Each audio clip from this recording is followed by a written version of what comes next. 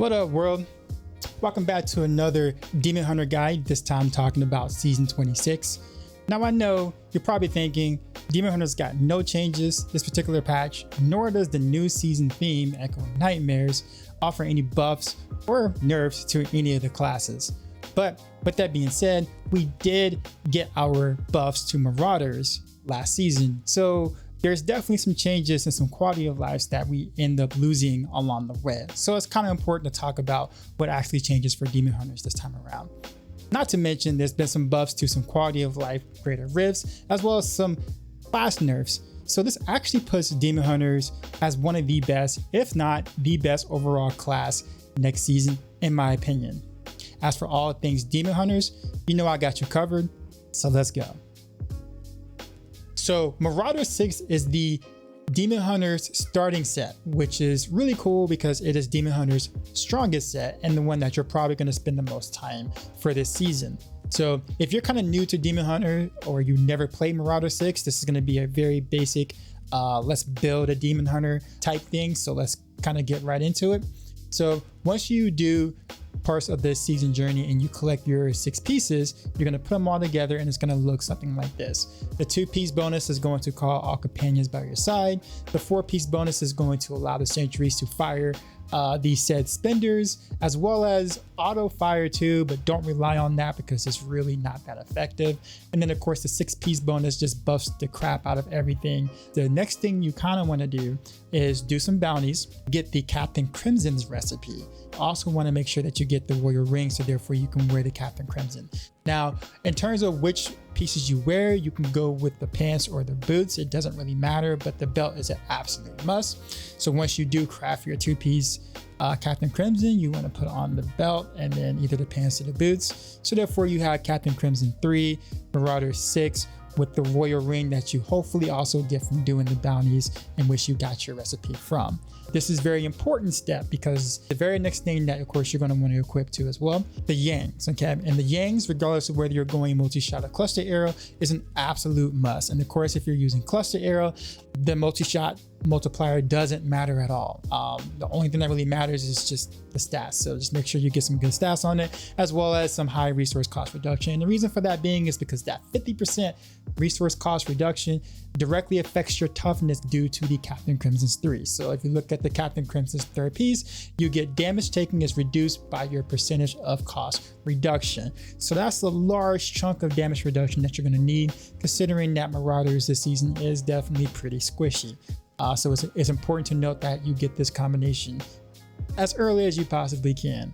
Next thing, of course, you're going to want to equip is the Rucksack Quiver, because it is the next thing that is going to help you gain more damage through the 6-piece bonus, because it adds 2 additional sentries to the field. So now instead of just having 2 sentries, you now have 4 sentries.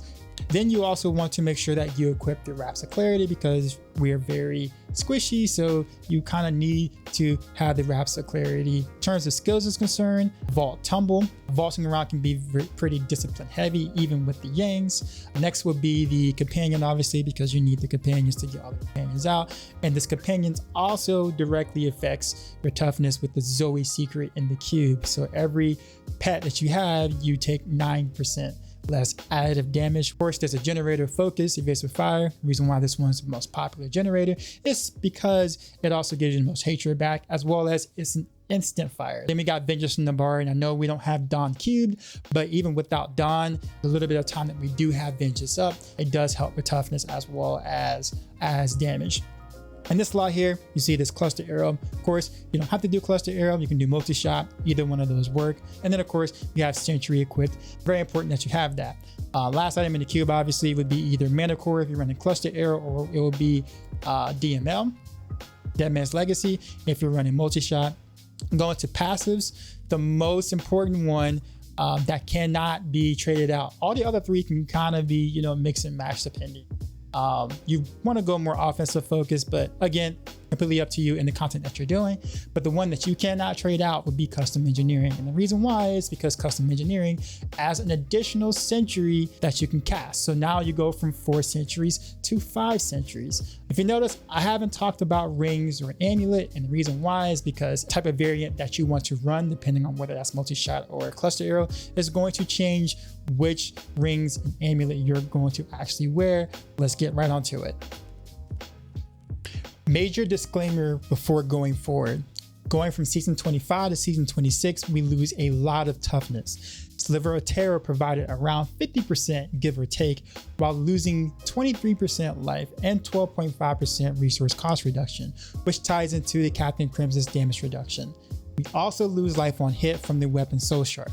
This means that if you weren't using Wraps of Clarity beforehand, you absolutely have to now, meaning that all variations, with the exception of one, must slot a generator. Even with Wraps, you're still very squishy, so keep this in mind when moving forward with your Demon Hunter. Now on to Marauder Cluster Arrow. The variant in the middle uses Focus and Restraint with Squirts as the amulet. It's easy to gear for it as the rings always roll with the socket and squirts always roll with crit damage. While on paper, this is stronger than the Endless Walk variant, you have the not so casual friendly task of maintaining decent squirt uptime and taking additional damage at higher stacks. There is balance though, as this setup does not have convention of elements, so you don't have to keep track of burst opportunities on your elemental cycle, and you can just fire away without any worries.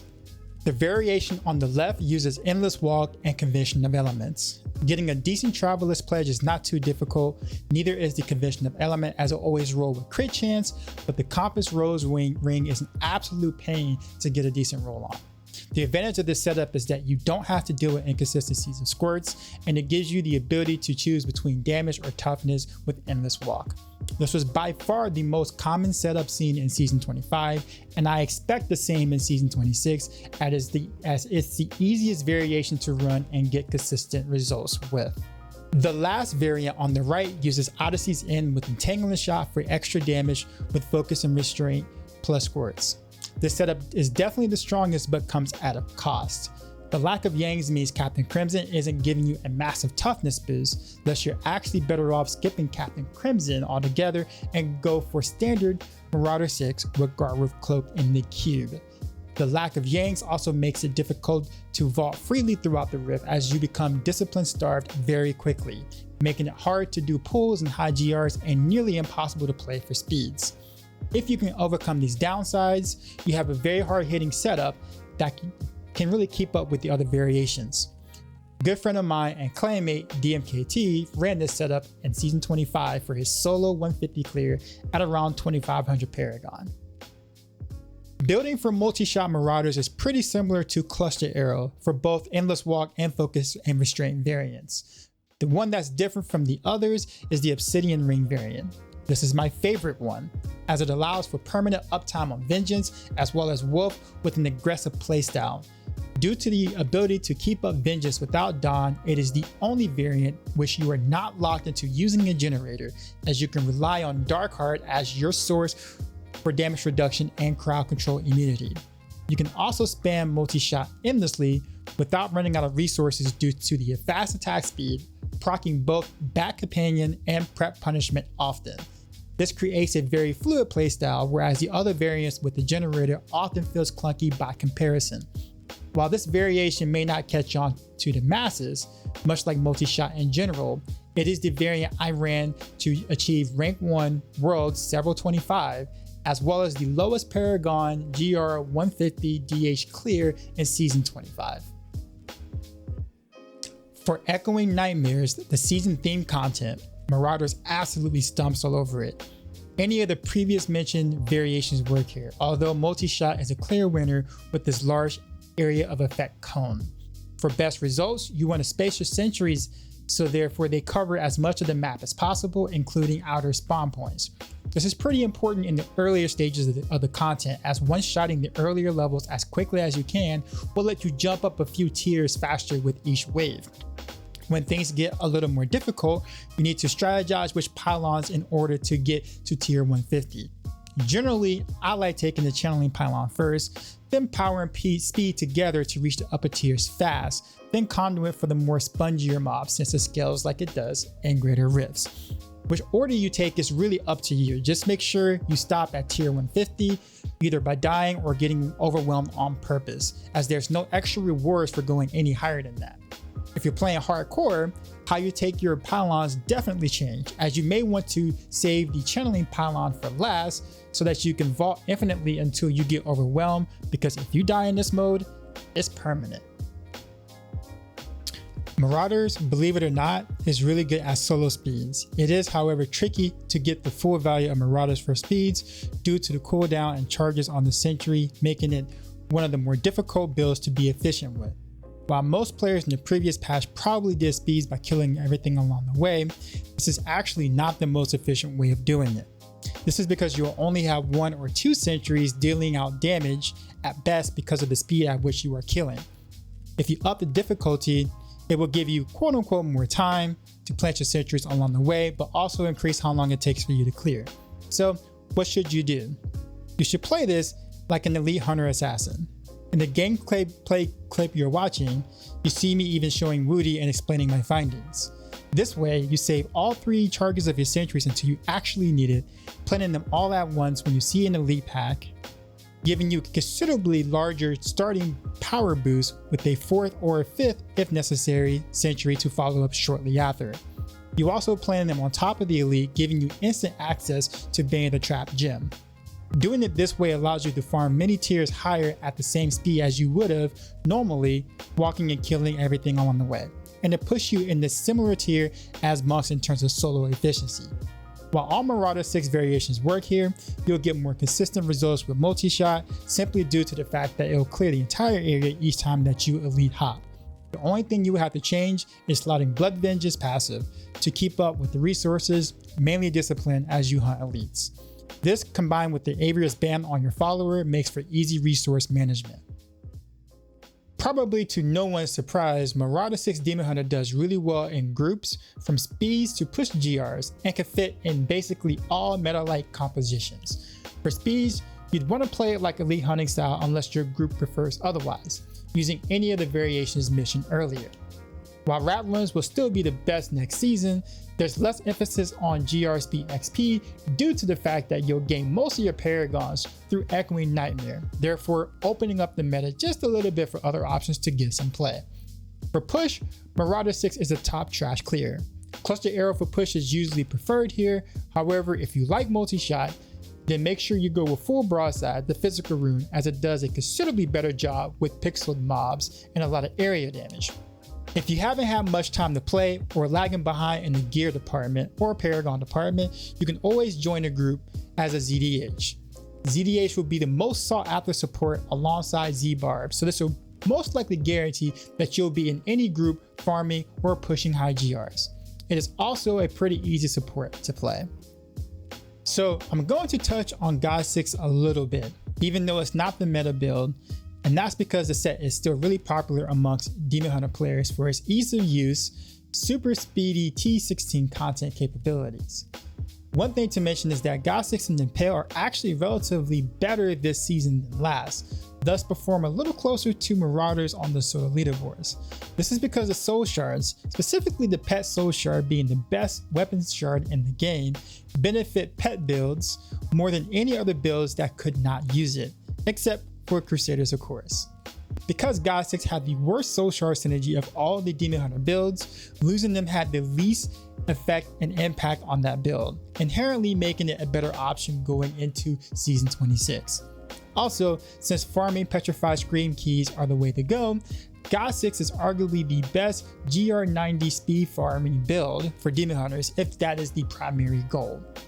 God 6 does well in general solo farming and is a pretty decent push build as well.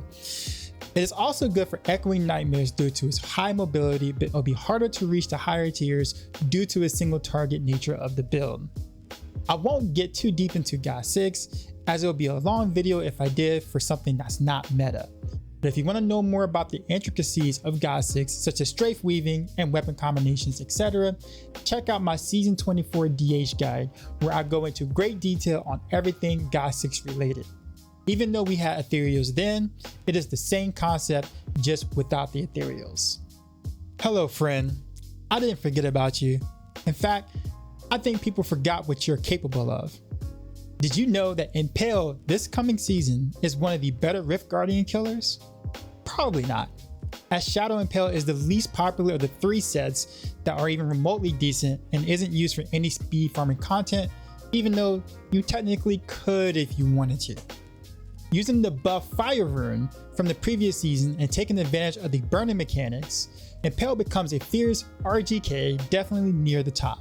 Consistency is an issue though, as Impale really doesn't like Rift Guardians with ads, and it's also one of the squishier RGKs, making it not so casual friendly.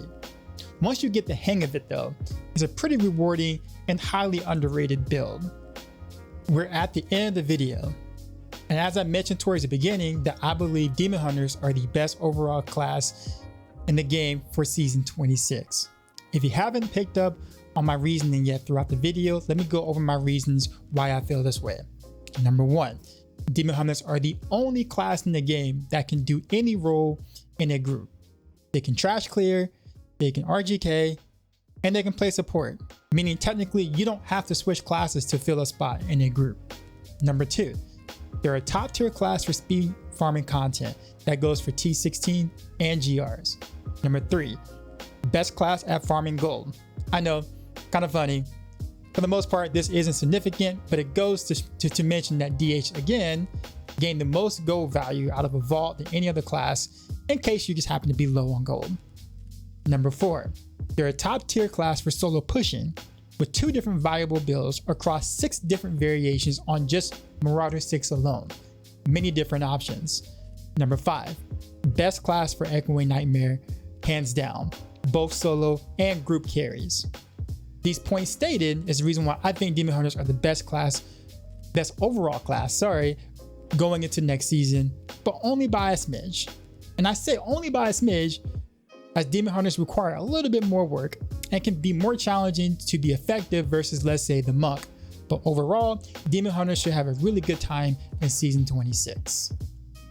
Yo, what up fam? Y'all thought y'all wasn't gonna see me in this video. You know, I got some things going on stuff, so I only have time to pop in towards the end. But I came to say this though, hit that subscribe button. Don't act like you don't like what you've been watching. We got a 96% like to dislike ratio on average on all of our videos with thousands of views, but only 700 subscribers? Y'all do the math. Dashizi does math, bruh. I be checking them analytics and that don't add up, cuz. Come on fam, it takes a few seconds to hit that button for the YouTube algorithm to put us on the map. Like where else you getting this production value on YouTube like this in D3? Come on, tell me. I'm not even asking you to hit that notification button, although, I mean, you should, just saying. But for real man, just take a couple of seconds so I can stop hearing Darkside whine, no one knows me on YouTube, I wanna do more content for people don't know me crap man. I hear he wants to do more in general content videos, but you gotta show us some love man. Making content is tough. Don't let me have to have this conversation again fam. Y'all better than that. More videos means more of me. And let's be real, y'all here for me anyway, so stop playing. Dashizi out.